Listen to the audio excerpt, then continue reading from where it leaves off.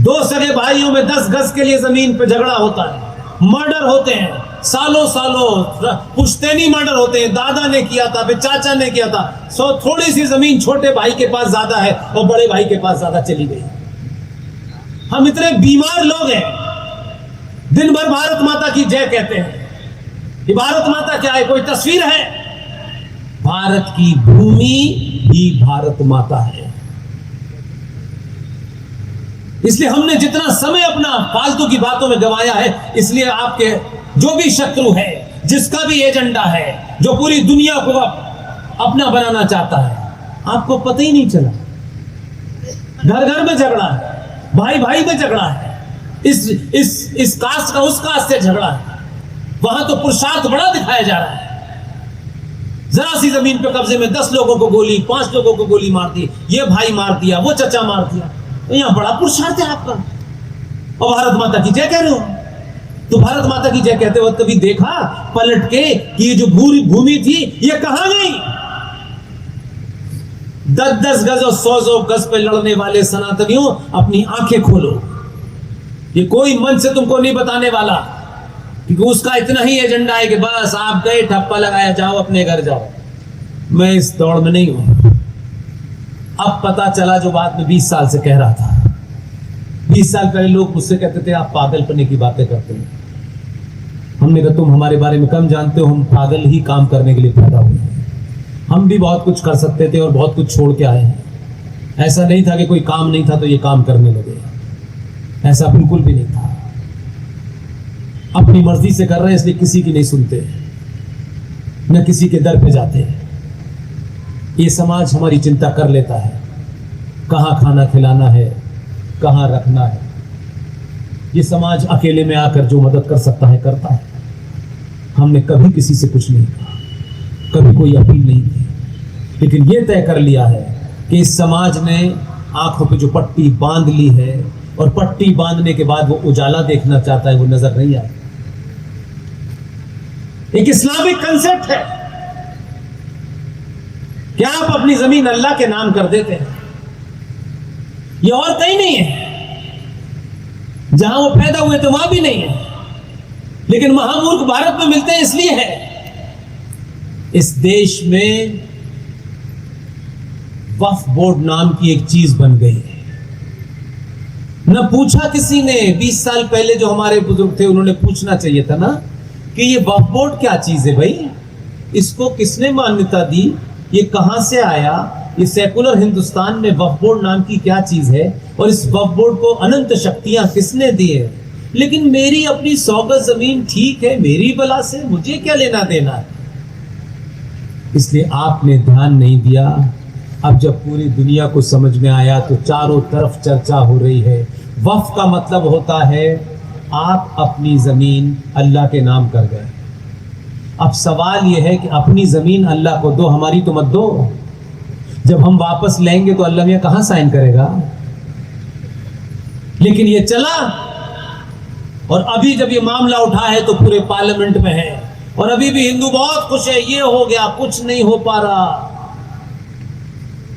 लेकिन संसद में इस डिबेट से एक चीज साफ हो गई कि मेरी बात पे हो सकता था 10-15 साल से आपको यकीन न हो। मैं इस बात के लिए खुश हूं कि कम से कम संसद में की हुई बहस और संसद के अंदर जो बोला जाता है, अगर वो गलत होता है तो कंटेम्प्ट लगता है, ध्यान रखिएगा। संसद में चर्चा के दरमियान बता दिया गया। आप शायद तब भी सुनना नहीं चाहते, तब भी मैं यहां इसीलिए आया हूं कि चलो मैं आपको बता दूं।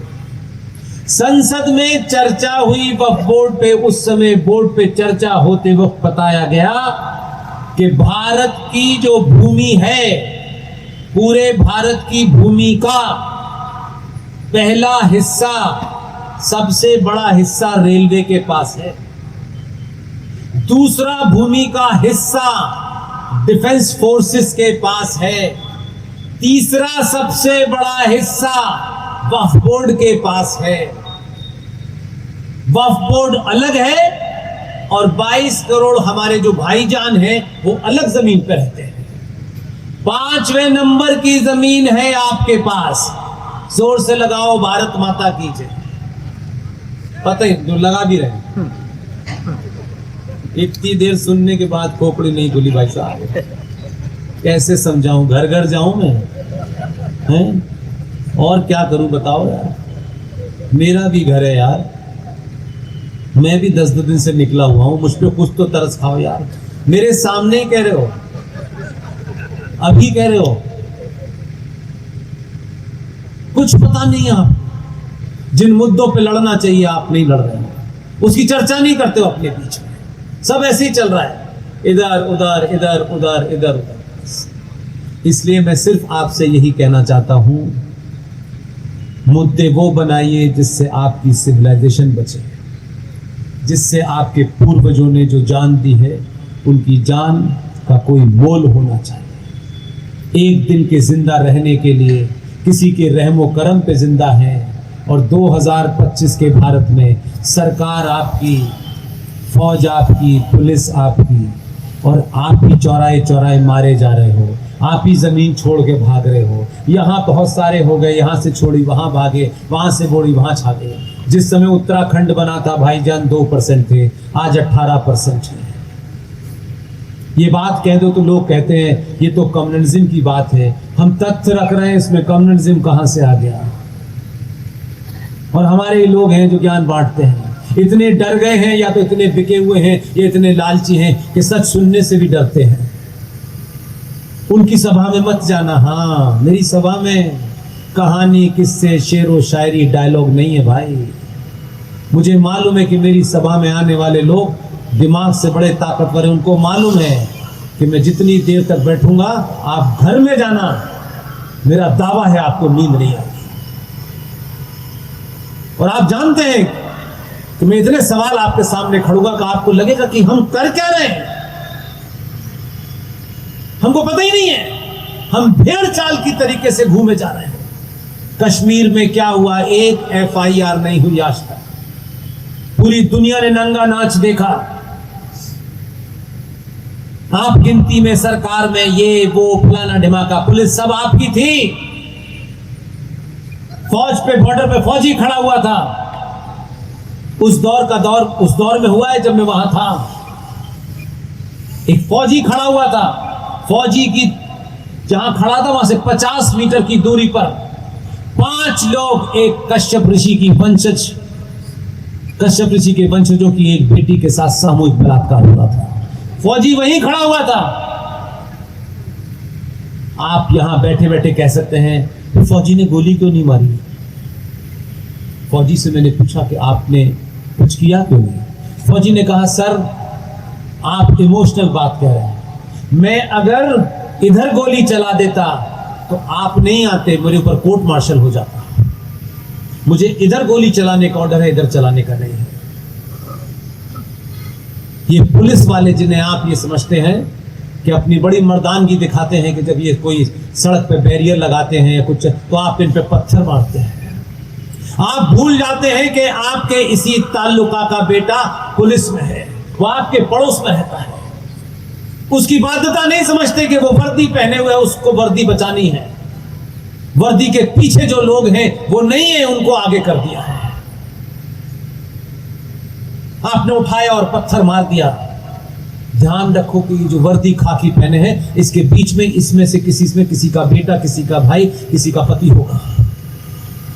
कभी आपने इनसे पूछा है कि ये ऐसे क्यों हैं? नहीं पूछा आपने इनसे, क्योंकि आपको क्या लेना देना है। आप अपने पराये का फर्क नहीं कर पा रहे हैं। उसकी बाध्यता देखो, उसको घर चलाना है, नौकरी करता है, वो जान रहा है कि ये गलत है, लेकिन उसके हाथ में नहीं है। जो गलत है उसको सही कराने के लिए कभी आप सड़कों पर नहीं उतरे, उसकी मजबूरी है। आप बहुत हीरो हो जाते हो, पुलिस वालों के 4 सर फाड़ दिया आपने पत्थर मार करके, और वो आप ही के मोहल्ले का है। ये तो पूछो कि भाई वो ऐसा कर क्यों रहा है। कानून ही ऐसा बनाए बेचारा, वो इसलिए कर रहा है। उसको पता है यही क्या है, उसकी ट्रेनिंग ही यही है। वो अपनी नौकरी बचाए, सनातन का सर देखे। कम से कम आप तो पत्थर मत फेंको इसके ऊपर।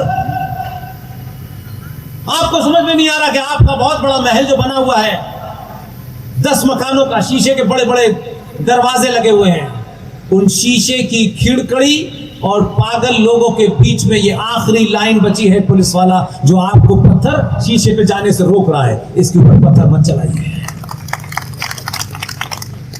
कभी इनसे भी हाथ मिला लिया करिए कि भाई कैसे हैं, आइए आपके साथ चाय पीते हैं। जब देखते हैं उसे आप एक ऐसी निगाह से देखते हैं जैसे वो बहुत बड़ा गुनाहगार है।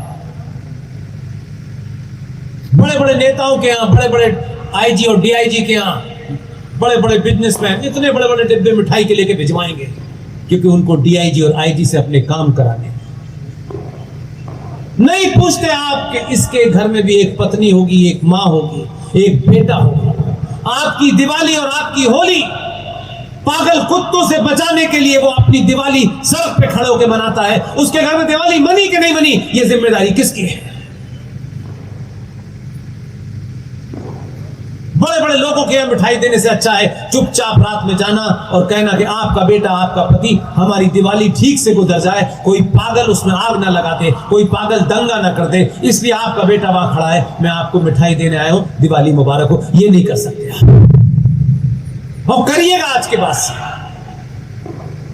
ये जिस दिन इसको समझ आ जाएगा, जब जरूरत होगी, मेरा दावा है ये वर्दी उतार के गोली मार देगा। ध्यान रखें, इसका मनोबल मत गिरने दीजिएगा। वो तो इसका मनोबल गिराने के लिए गर्दन काट चुके हैं कश्मीर में, पूरे देश में ये हो रहा है, और आप भी उस भीड़ में शामिल हैं।